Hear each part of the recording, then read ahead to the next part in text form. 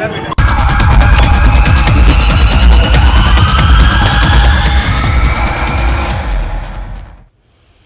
स्वागत आप सभी का। आपके साथ मैं हूं पुनीत और आज क्रिमिनल्स में होगा एक लड़के की हत्या का राज, जिसके कत्ल का तरीका हैरान कर देने वाला है। इसके साथ ही बात होगी एक ऐसे हत्यारे की जो क्राइम सीरियल देखकर अपने गुनाह को छुपाने की कोशिश करता है, वो तरीके अपनाकर सबूत को मिटाता है। इसके साथ ही जुर्म की कई और दास्तां आज के क्रिमिनल्स में शुरू कर रहे हैं क्रिमिनल्स।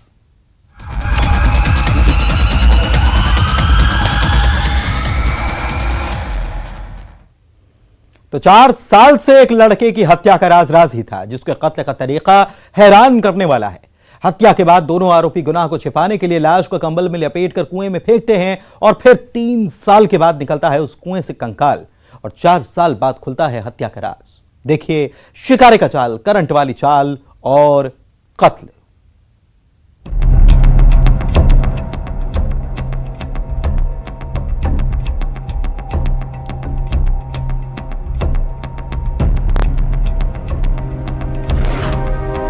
एक दिल दहलाने वाली मिस्ट्री।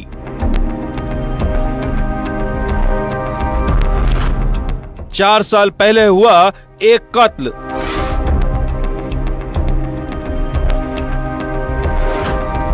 शिकारी का जाल,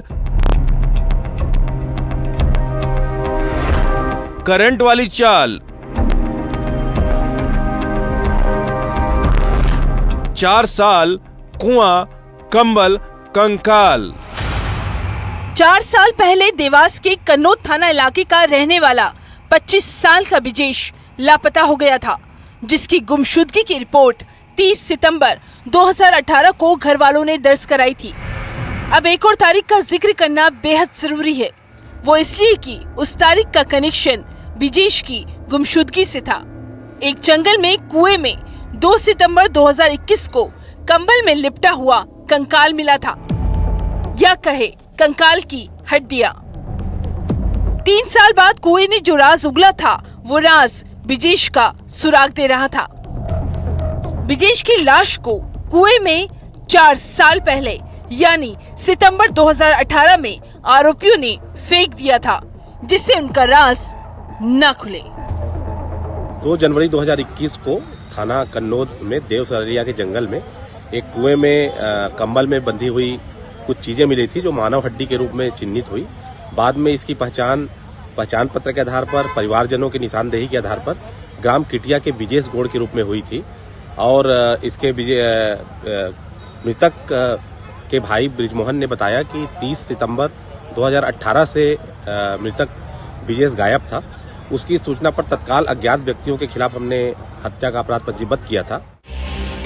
जंगल में जुर्म के राज को इन दोनों आरोपियों ने दफन किया था। आरोपी लालू और रामेश्वर ने 4 साल पहले विजेश का कत्ल क्यों किया था? क्या कत्ल के पीछे कोई पुरानी रंजिश थी? पुलिस की टीम तहकीकात कर रही थी और फिर शिकार की एक कहानी सामने आई।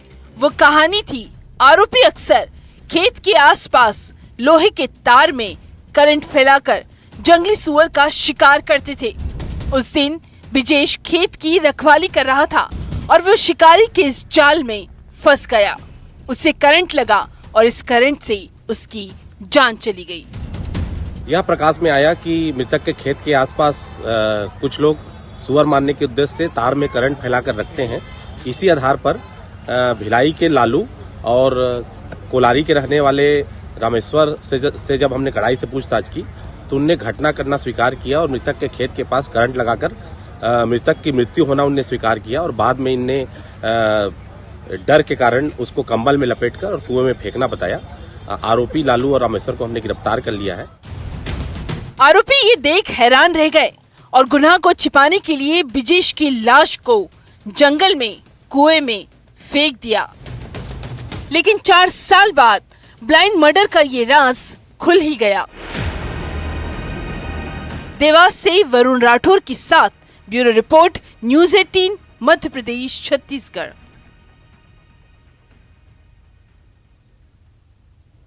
एक ऐसा हत्यारा जो क्राइम सीरियल देखकर अपने गुनाह को छिपाने की कोशिश करता है, वो तरीके अपनाकर सबूतों को मिटाता है और इत्मीनान से ये सोचने लगता है कि उसका राज कभी फाश नहीं होगा। लेकिन हत्यारे की यही तो सबसे बड़ी भूल थी। एक दोस्त ने दोस्त का कत्ल किया था।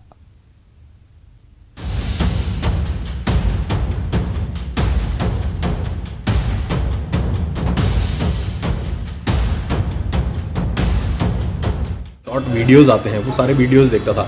इन्हीं वीडियोस को देख के उसके मन में ये ख्याल आया था कि घटना करने के बाद में जो भी साक्ष्य थे वो किस प्रकार से छुपाए जा सकते हैं।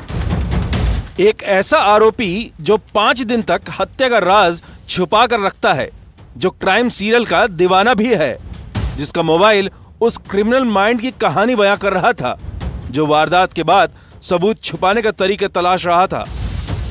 क्राइम सीरियल के छोटे छोटे वीडियो को देखना और फिर जुर्म को छिपाने का आइडिया कैसे इस हत्यारे ने तलाशा, सुनिए जरा। आरोपी से जब हमने पूछताछ की बारीकी से, तो आरोपी ने बताया कि वो अपने मोबाइल पर जो स्मार्ट फ़ोन था, शॉर्ट वीडियोस आते हैं, वो सारे वीडियोस देखता था। इन्हीं वीडियोस को देख के उसके मन में ये ख्याल आया था कि घटना करने के बाद में जो भी साक्ष्य थे वो किस प्रकार से छुपाए जा सकते हैं। जैसे उन्होंने कपड़े अपने सारे घर ले जाकर पूरे साबुन से साफ़ कर दिए थे। जो मर्डर वेपन था उसको भी उसने अपने खेत पे ले जाकर साफ करके फेंक दिया था। हरदा के टिमरनी थाना इलाके के डंगावानीमा गांव में 35 साल के एक शख्स की हत्या हुई थी। पुलिस की 3 टीम इस वारदात का राज खंगाल रही थी और फिर मृतक का हत्यारा निकला उसका दोस्त, जो बस यही कह रहा है, मैं उसे मारना नहीं चाहता था। मेरा भी दिमाग में ये था कि उसको मारना नहीं है, पहले उसको समझाऊंगा, लेकिन उस दिन मेरी नोकझोंक ज़्यादा हो गई, ये माना नहीं। इस पर मैंने इसका जो है मौका पाके इसके सिर पर 3-4 बार जो है हमला कर दिया और फिर जब ये नीचे गिर पड़ा तो फिर मैंने उसके गले पे दराते से हमला कर। इस वारदात के पीछे वजह थी अवैध संबंध। आरोपी के परिवार की एक लड़की के साथ उसके दोस्त यानी मृतक को आरोपी ने आपत्तिजनक हालत में देख लिया था। कि इसमें जो धारदार हथियार से वार हुआ है वो एक ही हथियार से हुआ है, तो हमने उसकी लंबाई चौड़ाई सभी तरह से सभी एंगल से उसकी घाव का निरीक्षण किया। FSL की यूनिट आई थी, तो उन्होंने बताया कि सब एक ही हथियार से इसका हमला हुआ है। दोस्ती में दगाबाजी थी, दोस्ती में भरोसे का कत्ल हुआ था और फिर दोस्ती के रिश्ते का द एंड हो गया। हरदा से प्रवीण तंवर के साथ bureau report, news 18 Madhya Pradesh Chhattisgarh. और अब मर्डर की एक ऐसी मिस्ट्री जिसका राज 40 दिन तक कैद था। एक लड़के का कत्ल होता है, 2 दिन तक उसकी लाश उसके घर में दफन रहती है और फिर लाश को गड्ढे से निकाला जाता है, बोरे में उसे बंद करके डैम में फेंका जाता है। जरा देखिए यह हैरान कर देने वाला खुलासा। मां ने दी बेटे के कत्ल की सुपारी, क्यों, दिखाते हैं।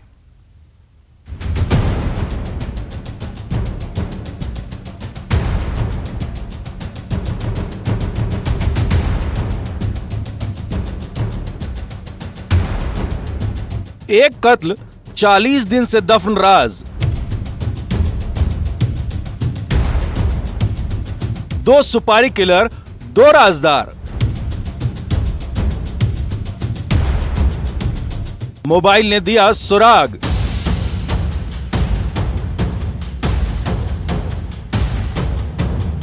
मास्टरमाइंड का फरमान। दरवाजा खुला है, उसे मार डालो।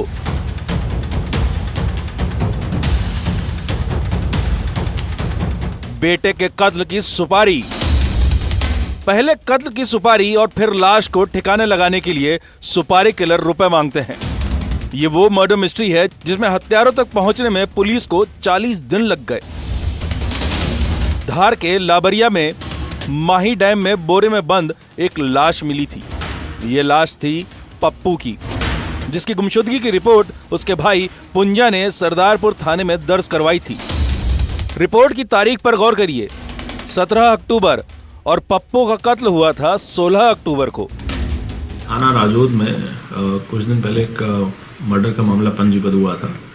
ये जो मृतक था पप्पू नाम का, ये 17 अक्टूबर को इसका मिसिंग पर्सन रजिस्टर हुआ था थाना सरदारपुर पे। उसके बाद 22 अक्टूबर को इसकी बोरे में बंद लाश थाना राजौद में मिली थी। 22 अक्टूबर को राजौद थाना इलाके के माही डैम में बोरे में बंद पप्पू की लाश मिली। इस मर्डर मिस्ट्री में सबसे अहम सुराग था पप्पू का मोबाइल, जो एक लड़का इस्तेमाल कर रहा था। जिससे पूछताछ हुई तो उसने कहा उसने इसे 1500 रुपए में खरीदा है। देखिए, लगातार परिवार वालों से बातचीत चल रही थी और मुखबिर की सूचना पे पुलिस की टीम वर्क कर रही थी और जो मृतक का जो मोबाइल फ़ोन था वो गायब था। बाद में उस मोबाइल फ़ोन को रिकवर किया गया। ये फोन सुरेश ने अहमदनगर गांव के रहने वाले विक्रम से खरीदा था। तो क्या पप्पू के मर्डर का विक्रम से कोई कनेक्शन था? और फिर विक्रम से पूछताछ हुई और एक के बाद एक कई राज खुलते गए। पप्पू का कत्ल उसके घर में हुआ था। पप्पू के भाई ने पुलिस को बताया था उस रोज पप्पू अपनी बीवी से मिलने गया था, लेकिन ये कहानी झूठी थी। मर्डर करने के बाद पहले लाश को इन्होंने 2 दिन घर के अंदर ही गाड़ दिया और फिर बदबू आने के कारण लाश को बोरे में लपेट के और लाबरिया डैम पे में इसको फेंक दिया, जहां पर ये 22 अक्टूबर को ये बॉडी रिकवर की गई। अब सुनिए सबसे सनसनीखेज खुलासा। पप्पू के कत्ल की सुपारी उसकी मां ने दी थी, जिस कत्ल में पप्पू का भाई पंजाबी शामिल था। इसकी इन्वेस्टिगेशन पे पुलिस ने मर्डर पाया और प्रकरण पंजीबद्ध करके जब इन्वेस्टिगेशन किया तो इसमें निकल के आया कि क्योंकि ये शराब पी के अपने परिवार वालों से मिसबिहेव करता था, तो माँ और भाई ने मिलके 2 और सहयोगियों के साथ मिलके इसका मर्डर करवा दिया। प्लान के मुताबिक सुपारी किलर घर में आए, मां ने दरवाजा खुला रखा था और भाई भी अपने भाई की हत्या का इंतजार कर रहा था।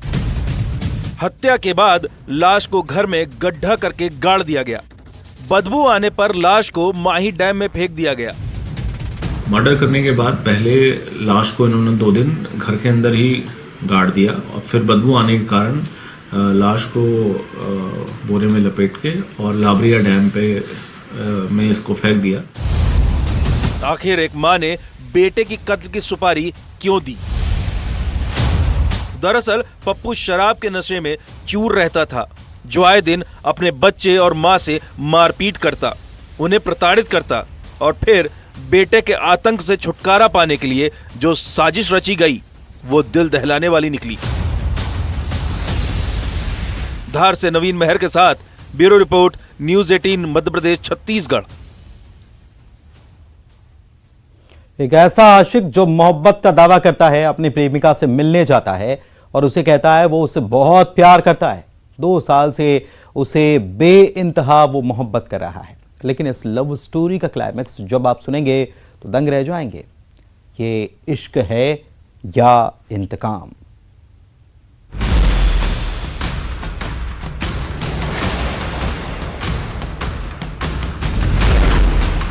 मोहब्बत में मोबाइल की चेकिंग,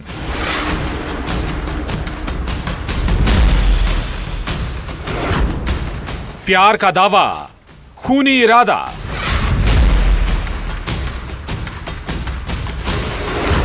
वो कहे बेवफाई, वो दे इश्क में सफाई।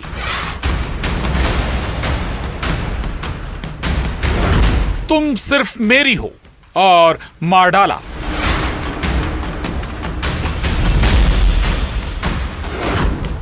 ये इश्क या इंतकाम?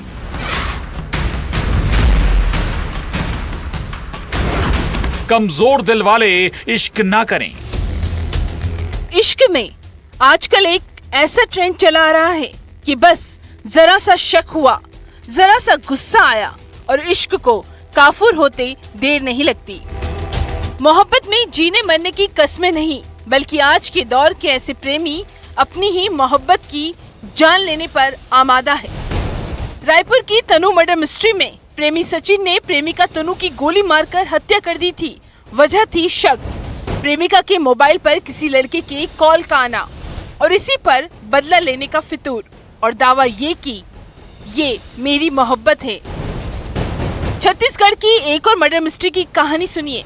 मोहल्ला थाना इलाके का ये मामला है, जहां एक लड़की की पैरावट में लाश मिली थी। गमछे से गला घोटकर उसकी हत्या की गई। हत्यारा कौन है वो आप इससे समझिए, जो बस लड़की से यही कहता है तुम सिर्फ मेरी हो और तेश में आकर लड़की की हत्या कर देता है। प्रार्थिया अपने नाबालिग पुत्री के गुम जाने के पश्चात रिपोर्ट लिखाने आई थी। रिपोर्ट पर एक व्यक्ति जो बालोद जिला का रहने वाला है उन पे शक हुआ, उसे उसकी खोजबीन की गई। मोहल्ला की इस मर्डर मिस्ट्री की जब पुलिस वाले तफ्तीश कर रहे थे तो आरोपी 24 साल के महेंद्र मंडावी पर पुलिस को शक हुआ। पूछताछ हुई जिसमें उसने अपना जुर्म कबूल किया और कहा, मैं उस लड़की से बहुत प्यार करता था। जब प्यार था तो ये इश्क जानलेवा कैसे हो गया?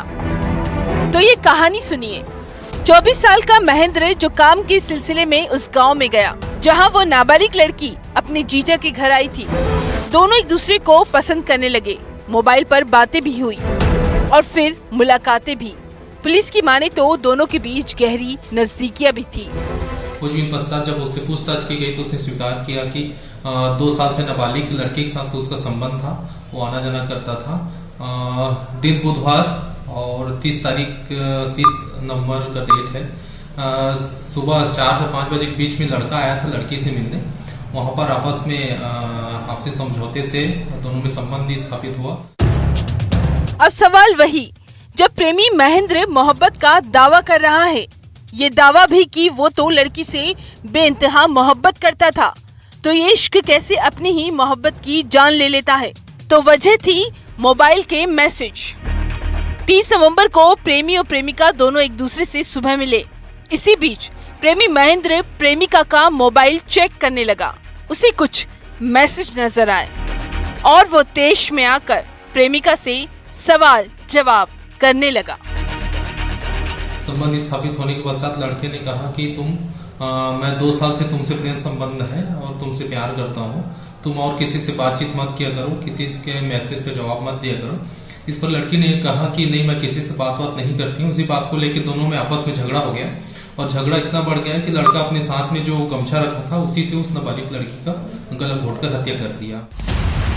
प्रेमिका बार बार सफाई देती है, मैंने कुछ गलत नहीं किया और ये भी कि मुझ पर शक मत करो, लेकिन दिल में मोहब्बत नहीं, बेवफाई की आग धधक रही थी। इश्क इंतकाम में बदल गया था। सवाल है कि क्या यही प्यार है? राजनांदगांव से राकेश यादव के साथ bureau report, news 18 Madhya Pradesh Chhattisgarh.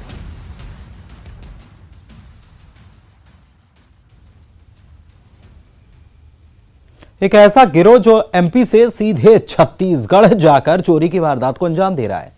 वारदात का तरीका सुनिए। सज धज कर सूट बूट में जाता है ये गिरोह, शादी में दावत उड़ाता है और दिखाता है हाथ की सफाई।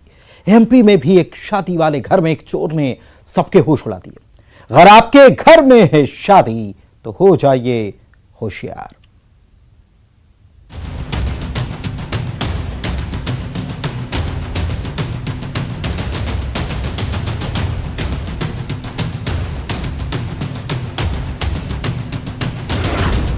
वो बिन बुलाए मेहमान, दावत उड़ाए चुराए सामान,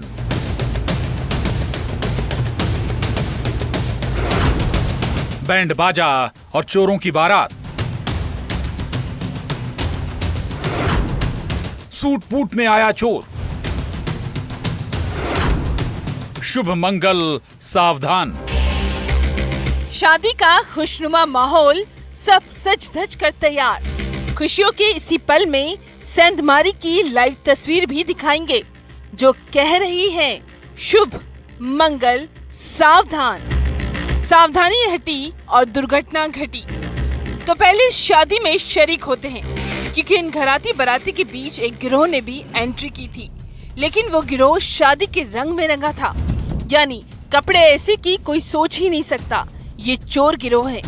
पूरी तरह बंठन कर आता है सूट बूट पहनकर, जिससे उनके ड्रेस कोड को देखकर कोई उन पर शक ही न कर सके। छत्तीसगढ़ में एमपी के राजगढ़ के सूट बूट वाले चोर गिरोह की कारस्तानी की तस्वीर देखिए। रायपुर के सिब्बल पैलेस में रियल एस्टेट कारोबारी के बेटे की शादी समारोह में कैसे गिरोह ने एंट्री की और पलक झपकते ही नकदी, गिफ्ट और सोने चांदी से भरे बैग को पार कर लिया। थाना अंतर्गत सिब्बल मैरिज पैलेस में एक परिवार का विवाह हो रहा था। इसी दौरान वहाँ पे जो वर वधू को मिलने वाले जो गिफ्ट का जो पैकेट है, जो लिफाफा है और जो सोने चांदी के कुछ गहने भी थे, उसको अज्ञात आदमी द्वारा चोरी करने के संबंध में भी मामला सामने आया है। तो फिर से शादी की तस्वीर को देखिए। सब शादी की खुशियों में मस्त हैं और चोर गिरोह इसी वक्त का इंतजार करता है।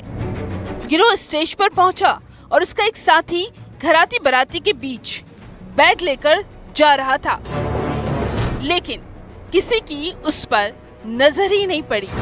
जब सीसीटीवी फुटेज खंगाले गए तो सूट बूट वाली गैंग का राज खुला। शादी के सीज़न में जो है एमपी में एक राजगढ़ करके ज़िला है, वहाँ के लोग जो है शादी समारोह में जाकर उठाईगिरी की घटना को अंजाम देते हैं।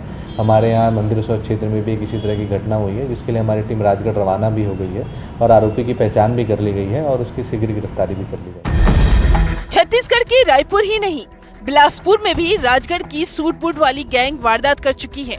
इस गिरोह की धरपकड़ के लिए पुलिस ने शिकंजा कस दिया है।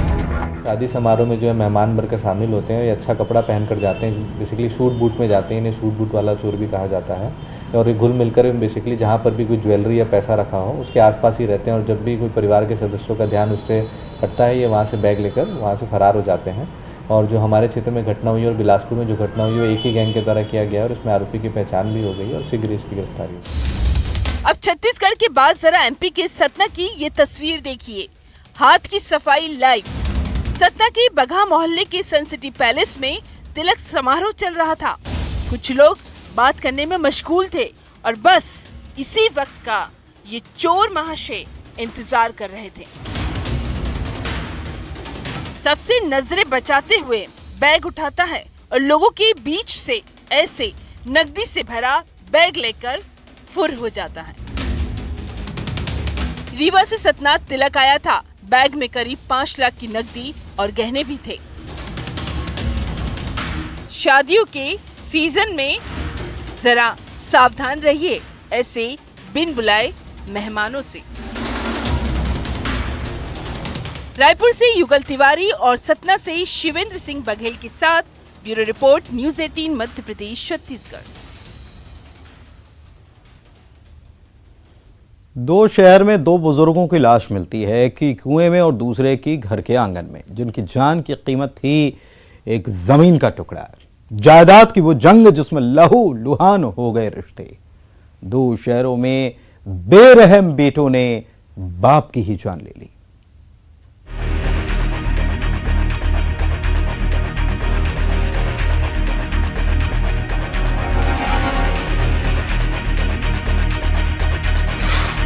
जायदाद मेरे नाम कर दो। जब जल्लाद बनी औलाद। दो शहर, बेरहम बेटों का कहर। जायदाद की जंग, रिश्तों का बहा लहू। एक पिता की जान की कीमत थी जमीन का टुकड़ा, बाड़ी और खेत। सुनने में आपको भी अजीब लग रहा होगा, लेकिन दो शहर से जो तस्वीर आई है वो यही तो कह रही है। कोरबा में एक बुजुर्ग की हत्या के पीछे यही वजह आई है, जिनकी लाश कुएं में मिली। कोरबा के बालको नगर थाना के राजगामार चौकी का यह मामला है। आरोपी संजय राठिया, जिसने अपने बुजुर्ग पिता 65 साल के बहादुर सिंह की हत्या कर दी, लकड़ी से सिर पर वार किया और पिता की जान ही ले ली। उसके बाद गुनाह को छिपाने के लिए लाश को कुएं में फेंक दिया। ग्राम कोई निवासी सिकंदर राठिया चौकी राजगामार उपस्थित रिपोर्ट दर्ज कराया था कि उसके पिताजी को, बहादुर राठिया को, उसके बड़े भाई जो है संजय राठिया, उन्होंने मारकर कुआं, जो बाड़ी के पीछे कुआं है सूखा, उसमें फेंक दिया है। तत्काल हमने उस मर कायम कर और आरोपी के खिलाफ में धारा 302 आईपीसी में अपराध पंजीबद्ध कर विवेचना में लिए थे। वजह थी जायदाद, जिस जायदाद के लिए उसने पिता को मौत की नींद सुला दिया। आरोपी बेटा संजय पहले भी गांव के एक शख्स पर जानलेवा हमला कर चुका है। रात में ही आरोपी भागने की फिराक में था। हमारी टीम जाकर तत्काल आरोपी गिरफ्तार कर लिया गया है आरोपी से पूछताछ करने पर एक जमीन, बाड़ी और एक खेत को वो अपने नाम दर्ज कराने के लिए अपने पिताजी बोल रहा था। उसी विवाद से धौरा के लकड़ी लाठी से उसके सर पर मारकर उसकी हत्या कर दिया था। उसके बाद आरोपी ने अपने पिताजी को जो बाड़ी के पीछे सूखा कुआं है उसमें फेंक दिया। मील का पत्थर है आदिवासी आरक्षण संशोधन बिल। मुख्यमंत्री भूपेश बघेल का बयान, सोमवार को संशोधन विधेयक पर राज्यपाल की लगेगी मुहर। भानुप्रतापपुर विधानसभा उपचुनाव के लिए कल मतदान, अब कैंपेन डोर टू डोर, 8 दिसंबर को आएंगे नतीजे। तनु कुर्रे हत्याकांड में परिवार ने लगाए पैसों के लिए हत्या के आरोप, कातिलों को सख्त सजा देने की मांग की। सुकमा में 6 नक्सलियों ने किया आत्मसमर्पण, पुनः नरकोम से प्रेरित होकर मरेगोड़ा थाने में किया सरेंडर, पुनर्वास नीति का मिलेगा लाभ।